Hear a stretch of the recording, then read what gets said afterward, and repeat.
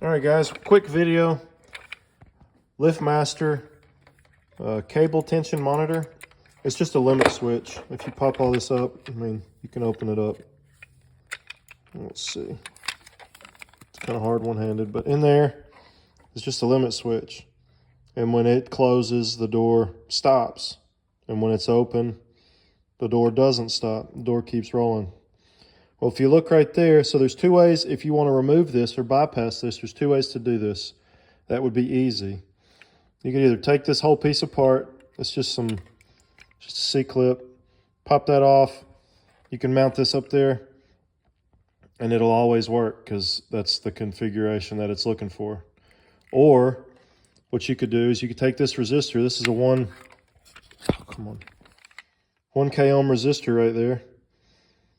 You could pop that out of that board and then just pop it in to the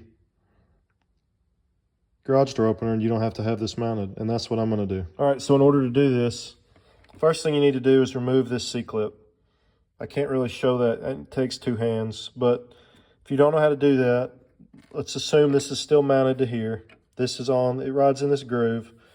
Just take a screwdriver, get it in there, and push that off. And you can push this pin out.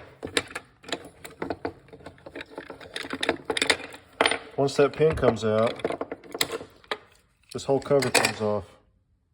And now, if you want to just mount this on your wall, if that look won't bother you, go for it. That would drive me nuts. So what I'm going to do is I'm going to remove that resistor. All right, so to remove the resistor, all you have to do, well, to move the limit switch, is take these two screws out. And if you can't solder or you don't want to solder, you could just unscrew this and mount this somewhere up near your opener as well. But I'm going to take this out. All right, so there's your limit switch. Here's your resistor. I'm just going to take soldering iron and get those out. All right, so I've got the resistor out and I've got it mounted in this. What I'm going to do now is I'm just going to take some of the cable that was used to hold it into the opener. I'm going to cut this. I'm going to solder it to those tabs. All right, so I got a little wire soldered to either tab, and now I'm just going to strip this off.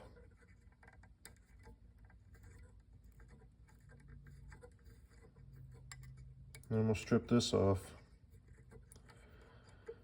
And now I've got a long-legged resistor again. All right, so once you get your resistor all set up, this will focus. You just put your resistor right there where the door tensioner would be. And then let's see. It unlocks and it operates.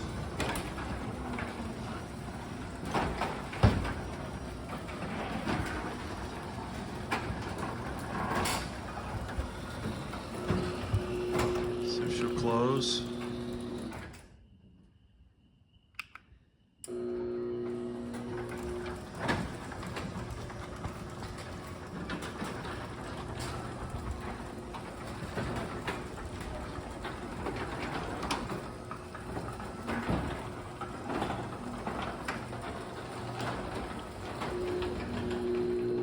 There it is.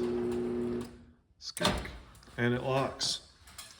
I guess we could also talk about this lock. I changed the lock location. So what they suggest is that you put it on the second roller from the bottom.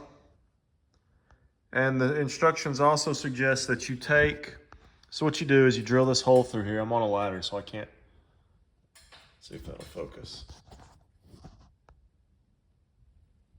Yeah, there we go. All right, so you can see how little room I've got between my roller and my pin. They suggest that you mount this 3 inches up. Well, what that does, in my opinion, and I could be wrong, focus phone, but what I think that would do is that would give you, so if somebody wanted to break in your garage door, they could just lift this up 3 inches. They'd have 3 inches of play that they could attempt to put on the door before it hit some kind of stopping mechanism, which is this pin. So what I did was I put it about 1/4 inch above that roller, it's not even that. It may be about 1/8. I tried to do a quarter, but my math. So anyway, I changed that, and I also changed the location. They suggest you mount it within 10 feet of the motor unit.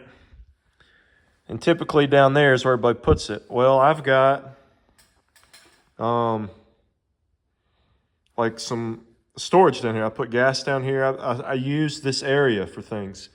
And this, if I put that down there, it's gonna be sticking out. I mean, that's a 2x6 behind it. It sticks out another 3 inches plus outside of the 2x6. So then that would be in the way. The sensor is already gonna be in the way. So I had to figure something out. So I just moved it up here. Just mounted it up here. And then I mounted it so that if somebody's trying to get leverage, if they've got a 3-inch gap or a 1/4 inch gap, I'm gonna go with the 1/4 inch gap as less leverage for them. So those are the only mods that I really did. I gotta route all these wires. I just wanted to get it up here and operate, and I'm kind of on a weird schedule, and I'm not getting enough. I need my next off day. I'm gonna get that done. But anyway, so that's those are the mods I've got for you. Put a resistor in there if you don't want to deal with all those shenanigans. All right then.